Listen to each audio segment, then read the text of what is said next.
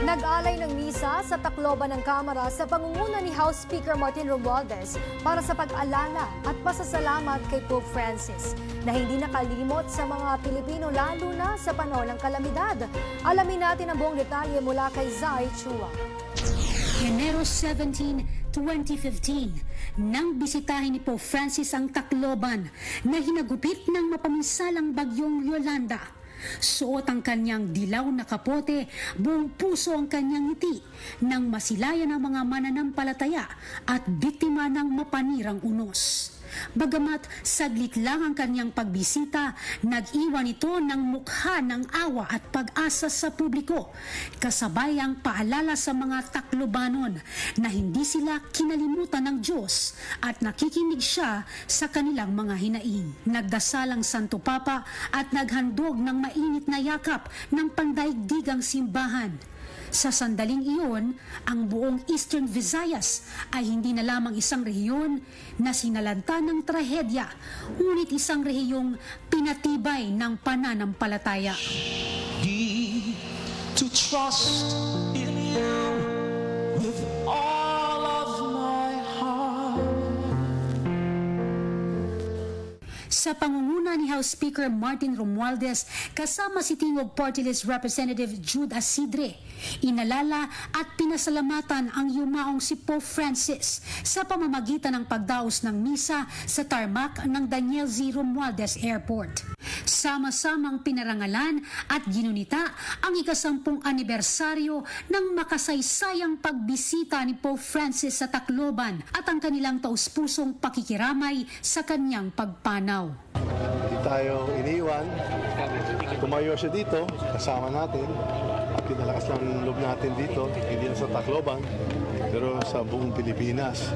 Sa halit ng lahat ng mga trahedya, dapat huwag lang tayo mawala ng pag-asa at tiwala sa ating Diyos.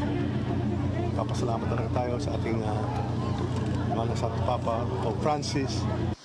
We gather to celebrate a memorial mass for our beloved Pope Francis, the Vicar of Christ, who stood with us in our darkest hour. Kaisa ng simbahang Katolika sa buong mundo, taus-pusong nagpasalamat si Monsignor Ramon Stephen Aguiluz kay Pope Francis sa pagdamay ng Santo Papa sa panahon ng krisis.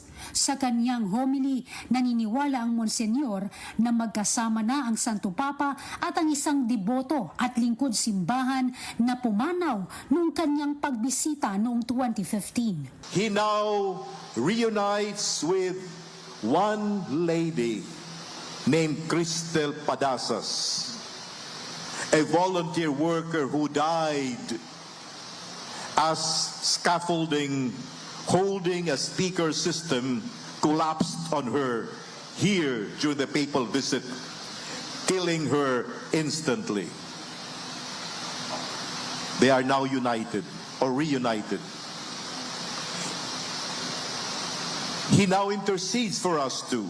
Nagbiro pa si Monsignor Aguiluz na maaaring kumakanta na rin si Lolo Kiko sa langit kasama ng mga namayapang Filipino icons. Perhaps joined by our Filipino icons, musical icons who had just passed on recently. Pilita Corrales, Nora Honor, Haji Alejandro. They are now singing a heavenly chorus, praising the God that Francis served. Habang ang mundo ay nagkakaisa sa pagdadalamhati sa pagkamatay ng kanyang kabunian, Papa Francisco, sa huli, inalala nito ang isang mabuting pastol na nakasama ng mga Taclobanon at Palo Leyte sa pinakamadilim na oras ng kanilang buhay. May our humble memorial service today, my Mass, also be an upliftment to the souls of those who have suffered during the Typhoon Yolanda and those also who have been gifted by His presence during His presence here in Our Lady 10 years ago. We will never forget those moments. Those are very memorable moments carved in our hearts. Para sa totoong balita sa bagong Pilipinas, Zai Chua, Congress News.